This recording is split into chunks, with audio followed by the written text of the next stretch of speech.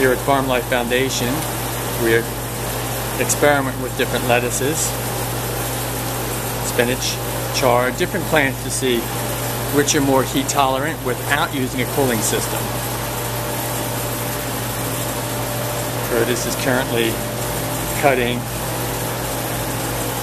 very carefully the tops of the lettuce, leaving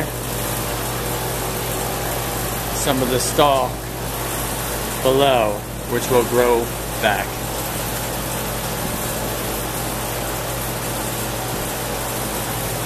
And Curtis, how many days did it take for this specific lettuce plant? This has been about 26 days. 26 days, okay.